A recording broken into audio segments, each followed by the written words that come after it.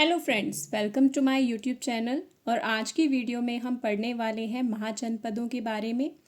वैदिक काल में हमने पढ़ा था कि किस तरह से जो राजनीतिक व्यवस्था थी कैसे डिवाइडेड थी। सबसे पहले सबसे छोटी इकाई कुल होता था, जो एक परिवार ही होता था। कुल के बाद विश्व, फिर जन और फिर उसके बाद जनपद अस्तित्व में आए थे। अब जैसे ही आकार बढ़ता गया, जब दो या दो से ज़्यादा जनपद इकट्ठे हो गए, ठीक है, तो उससे महाजनपदों का उदय हुआ। ठीक है, तो उस समय में यानी कि उत्तर वैदिक के काल के बाद के अंतिम पीरियड में कुछ महाजनपद अस्तित्व में आए। ऐसे कुल 16 महाजनपदों का वर्णन हमें बौद्ध ग्रंथ के अंगुत्तर निकाय में मिलता है। यानी कि पूछा जाए कि 16 महाजनपदों की सबसे पहले जानकारी कहाँ से मिली थी, तो याद रखिएगा कि बौद्ध ग्रंथ अंगुत्तर निकाय में हमें महाजनपद की जानकारी मिलती है। इसके अलावा भगवती सूत्र, जो कि एक जैन ग्रंथ था, वहाँ से भी हमें महाजनपदों की जानकारी मिली है। पर याद रखिएगा कि जो जनपद अंगुत्तर निकाय में लिखे गए हैं और जो भगवती सूत्र में लिखे गए हैं उसमें कुछ अंतर है, पर कुछ लगभग जो है सिमिलर है। मतलब हमें मेन आता है कि हमारा जो सबसे पहला जो जानकारी मिली थी वो बौद्ध ग्रंथ अंगुत्तर निकाय से मिली थी। अब यहाँ से क्वेश्चन क्या आते हैं, हमें महाजनपद की राजधानी पूछ ली जाती है या फिर उसका पूछ लिया जाता है कि वर्तमान भारत में वो किस राज्य में है या उसका क्षेत्र कौन सा है। तो यहाँ पर इस वीडियो में हम वही डिस्कस करने वाले हैं कि महाजनपद कौन कौन से थे, उनकी राजधानी क्या थी और वर्तमान भौगोलिक स्थिति यानी कि वर्तमान भारत में वो किस राज्य में है या किस क्षेत्र में है। ठीक है, अब मेनली देखा जाए तो महाजनपद जो थे वो बिहार, उत्तर प्रदेश, मध्य प्रदेश, राजस्थान या हरियाणा, इन क्षेत्रों में ही फैले हुए थे। ठीक है, दोआब के क्षेत्र हमने पढ़ा था कि उत्तर वैदिक सभ्यता दोआब के क्षेत्र यानी कि उत्तर प्रदेश, हरियाणा, दिल्ली, इस वाले एरिया में फैल चुकी थी। तो महाजनपद भी इस ओर फैल रहे थे क्योंकि यहाँ पर लोहे की खोज इस साइड हुई थी, तो उन्हें जो विस्तार करने का अवसर भी कहाँ मिल रहा था, इधर की तरफ ही, यानी कि बिहार वाली साइड ले लिया या उत्तर प्रदेश वाली साइड ले लिया, तो यहाँ पर उन्हें विस्तार करने का अवसर मिल रहा था। इसीलिए महाजनपदों का जो विस्तार है वो इन क्षेत्रों में हुआ था। तो सबसे पहले हम बिहार के महाजनपद पढ़ेंगे। बिहार के यदि पूछा जाए तो यहाँ पर 3 महाजनपद थे। पहला था अंग, दूसरा मगध और तीसरा वज्जी।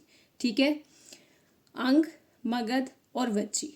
अंग की राजधानी जो थी चंपा थी। ठीक है, अंग की राजधानी चंपा। और वर्तमान यदि क्षेत्र पूछा जाए तो पूर्वी बिहार में ये क्षेत्र पड़ता है, और एरिया पूछा जाए तो भागलपुर या मुंगेर क्षेत्र में भौगोलिक स्थिति इसकी अवस्थित है। ठीक है, तो सबसे पहले अंग, अंग की चंपा और भागलपुर। ठीक है, और पूर्वी बिहार क्षेत्र। उसके बाद आता है मगध। मगध जो कि महाजनपदों में सबसे शक्तिशाली माना गया है। ठीक है, यदि पूछा जाए कौन सा महाजनपद सबसे शक्तिशाली था या कौन सा आगे चलकर बहुत शक्तिशाली बन चुका था, तो वो था मगध। मगध की राजधानी राजगृह, वैशाली और पाटलिपुत्र। ऐसा क्यों कहा गया? क्योंकि अलग अलग समय पर अलग अलग राजधानियां बदलती रही, जैसे राजवंश बदलते रहे उस हिसाब से उसी अकॉर्डिंग जो है राजधानियों में भी परिवर्तन आता रहा। तो यहाँ पर राजगृह, वैशाली और पाटलिपुत्र, वैसे राजगृह ही बताया जाता है। ठीक है, अगर एक ही ऑप्शन अगर राजगृह है तो वही आपका राइट ऑप्शन होगा। तो मगध की राजधानी राजगृह, वैशाली या पाटलिपुत्र। और ये कहाँ पर है? ये है वर्तमान पटना और गया के बीच। ठीक है, पटना या गया के बीच का जो क्षेत्र है मध्य बिहार में मगध महाजनपद अवस्थित था। उसके बाद आता है वैशाली। वैशाली भी बिहार का ही है। ठीक है, सॉरी, वज्जी भी बिहार से ही है और इसकी राजधानी थी वैशाली। व से वज्जी, व से वैशाली। ठीक है, एक बार रिवाइज कर लेते हैं। अंग, चंपा राजधानी, भागलपुर या मुंगेर इसके भौगोलिक स्थिति है वर्तमान भारत में, जो कि पूर्वी बिहार में है। मगध जो सबसे शक्तिशाली महाजनपद था, उसकी राजधानी राजगृह। वर्तमान भौगोलिक स्थिति पूछा जाए तो पटना या गया और मध्य बिहार। फिर उसके बाद आता है वज्जी जिसकी राजधानी वैशाली थी और ये भी बिहार का ही महाजनपद था। तो 3 महाजनपद हो गए हमारे बिहार के, अंग, मगध और वज्जी। उसके बाद आता है यूपी, उत्तर प्रदेश। उत्तर प्रदेश में हमारे बहुत से महाजनपद थे, जिसमें सबसे पहले आता है कौशल। कौशल जनपद महाजनपद की राजधानी थी श्रावस्ती। कौशल की श्रावस्ती, और ये वर्तमान अवध या अयोध्या के क्षेत्र में आता है जो कि उत्तर प्रदेश में है। ठीक है, अब ये जो हम पढ़ने वाले हैं 7 महाजनपद, ये उत्तर प्रदेश के हैं। कौशल, श्रावस्ती, अवध, अयोध्या के उत्तर प्रदेश में। उसके बाद आता है काशी, काशी की वाराणसी, और वर्तमान में भी ये वाराणसी ही है, यानी कि इसका नाम में कोई परिवर्तन नहीं आया है। तो काशी की राजधानी वाराणसी थी और ये वाराणसी क्षेत्र उत्तर प्रदेश में ही अवस्थित है।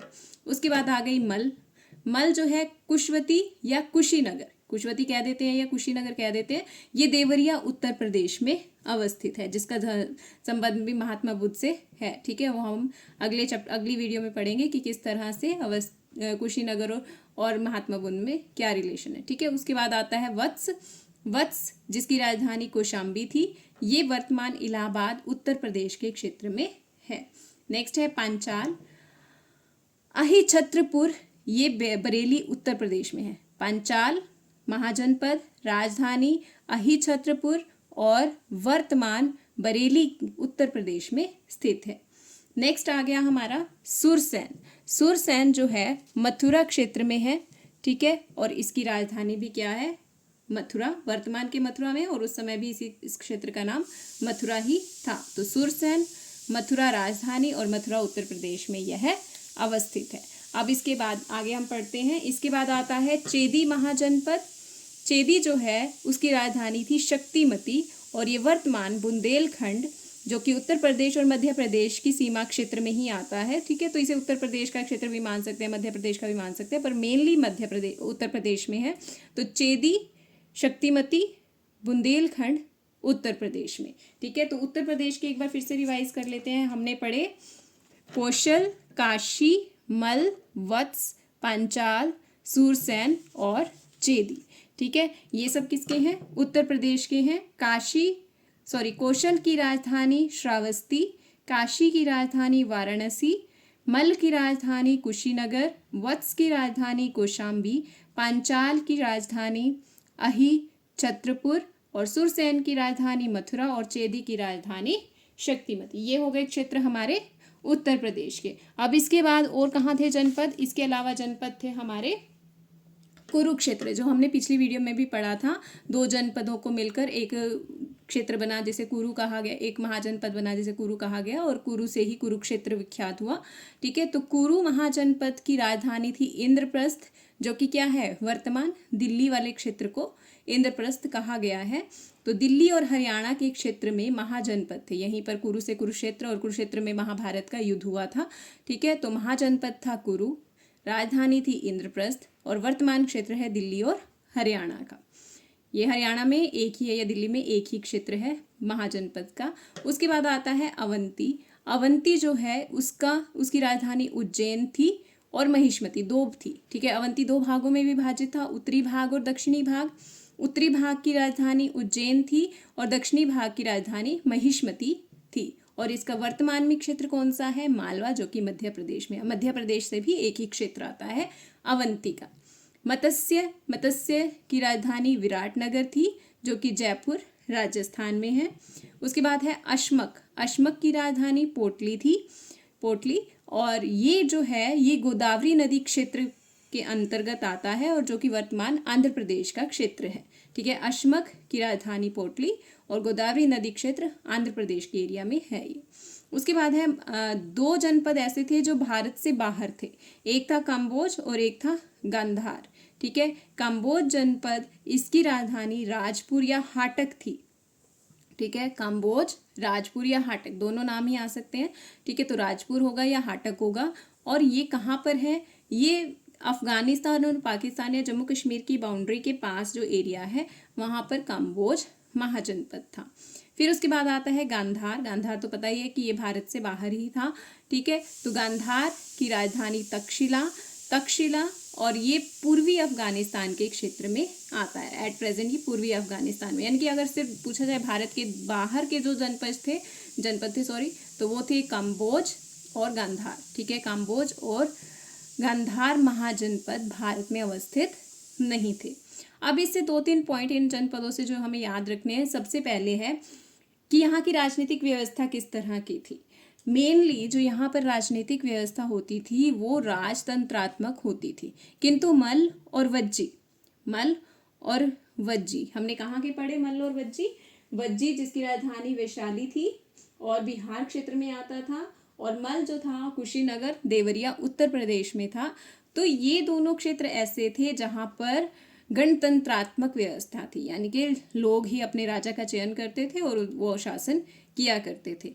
तो राजनीतिक व्यवस्था मुख्यतः तो राजतंत्र थी, राजा का पुत्र ही राजा बनता था, राजतंत्रात्मक थी। पर मल और वज्जी बिहार से, मल उत्तर प्रदेश से, दोनों में गणतंत्रात्मक व्यवस्था थी। मगध जो कि कहाँ पर है? बिहार में, ठीक है। मगध जो है वो सबसे शक्तिशाली महाजनपद था।